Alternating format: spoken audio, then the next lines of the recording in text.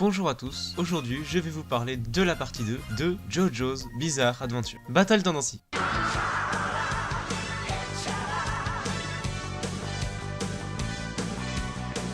Battle Tendency, c'est l'histoire d'un jeune New-Yorkais de 19 ans, peu avant la Seconde Guerre mondiale. Il vit avec sa grand-mère, Irina, car son père, sa mère et son grand-père sont morts. Il est également ami avec Speedwagon, un maniaque du pétrole. Il est imprévisible et prétentieux surtout aux premiers abords, mais on le découvrira comme étant un excellent stratège et quelqu'un qui protège sa famille avant tout. Il peut d'ailleurs deviner ce que va dire son adversaire pour le bluffer, c'est un petit tour de magie qu'il aime faire car il fait beaucoup de tours de magie. Cependant, quelque chose le différencie des autres. Il maîtrise une sorte de pouvoir, nommé l'onde, qui est capable de nombreuses choses, comme par exemple brûler les vampires, faire perdre la conscience à un humain, ou faire décoller le bouchon d'une bouteille de coca plus rapidement qu'une balle. Oui bon, ça sert à rien. Un jour, il apprend que son ami, Speedwagon, est mort tué par un moine du Tibet, au Mexique. Comment est-il mort? Qui était ce moine? Ou même quel est ce pouvoir qu'il possède depuis la naissance? Cet homme dont je vous parle, Joseph Joestar, semble en réalité connaître la réponse à ces questions.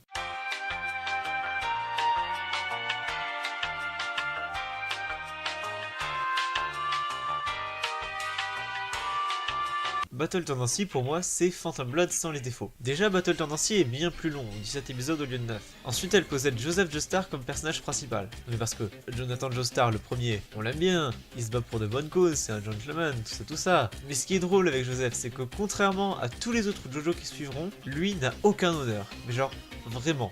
Contrairement à Jonathan, Jotaro, Josuke, Giorno, ou des héros d'autres mangas comme Natsu, Ichigo, Vegeta, bref, tous, Joseph, quasiment abattu face à un ennemi trop puissant, préférera tranquillement faire le mort et fuir.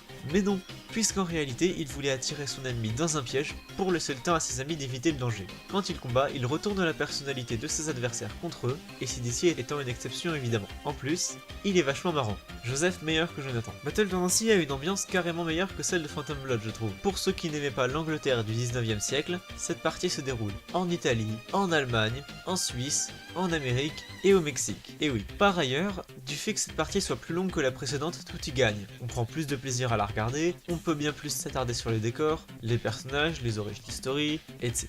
Mais on s'attache également mieux, donc aux personnages, chose que beaucoup de gens avaient du mal à faire dans la partie 1. Le scénario est ainsi mieux développé. Comme dans le bilan sur la partie 1, je vais développer sur quelques éléments, mais cette fois plus que dans la partie 1.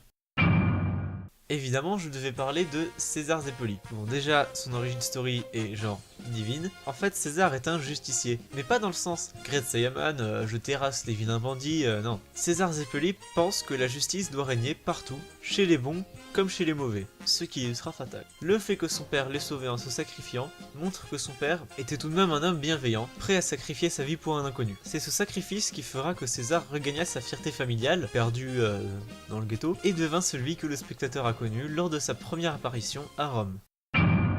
Les Pillarmen sont des personnages très intéressants. Ce sont quelque part des méchants monolithiques, mais le fait que ce soit des demi-dieux fait que leurs personnages sont bien meilleurs qu'un méchant monolithique normal. Mon préféré étant AC/DC. AC/DC est la seule personne à avoir dépassé l'entendement de Joseph, ce qu'on pourrait penser normal puisque AC/DC est un demi-dieu et Joseph un simple humain, mais en réalité c'est exceptionnel, car Joseph a réussi à dépasser la mentalité de Strezzo, un vampire, Wamuu et Kars, donc des demi-dieux, Stroheim et César. En plus des fois, AC/DC se met à chialer en plein combat, et sans aucune raison, ce qui est un peu marrant parce que se moquer des victimes c'est drôle. AC/DC considérera Joseph comme un être inférieur, ce qui causera sa défaite. C'est l'erreur que Wamuu ne commit pas. Wamuu est un fier guerrier. Il considérera César comme étant un ennemi digne et égal à lui, ce qui, du coup, causera indirectement sa victoire. Wamuu mourut également un fier héros. Ces deux hommes sont les seuls Pillarmen pour lesquels j'ai éprouvé de la compassion lors de leur mort. Joseph et César comprirent tous deux avant la fin de leur combat que leurs ennemis étaient comme eux, agissant tout d'abord pour leurs camarades et dignes de confiance et de respect. Ainsi voilà le problème. Kars, si tu fais une vanne sur les voitures, Kars en fait n'a pas cet aspect qui faisait ironiquement des deux autres Pillarmen des gens pleins d'humanité. Il veut juste la pierre rouge d'Aja pour devenir la forme de vie ultime et c'est tout.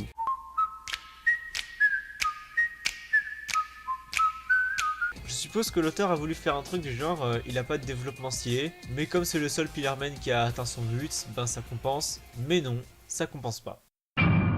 Comme beaucoup de personnages, Stroheim paraîtra comme un méchant monolithique sans aucun intérêt et prendra de la profondeur par la suite. Le général von Stroheim est un général de guerre allemand qui prit en charge les expériences prises sur le premier Pillarman connu, Santana. On pensait tous que c'était un pur jusqu'à ce qu'on découvre qu'il était prêt à sacrifier sa jambe et même sa vie pour protéger sa patrie de Santana. Et du coup ça nous fait poser une question, faudrait-il vraiment rabaisser Stroheim parce qu'il est nazi alors qu'il ne fait simplement qu'obéir aux ordres et qu'il est courageux, exactement comme n'importe quel autre général de guerre?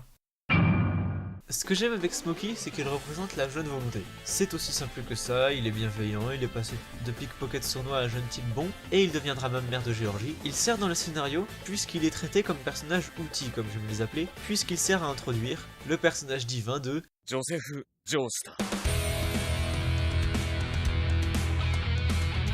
Enfin, je voudrais aborder une dernière chose, la technique secrète Joestar. C'est juste un vieux gag, mais comme il sert au scénario, je me devais d'en parler un minimum. Pour ceux qui ne connaissent pas la technique...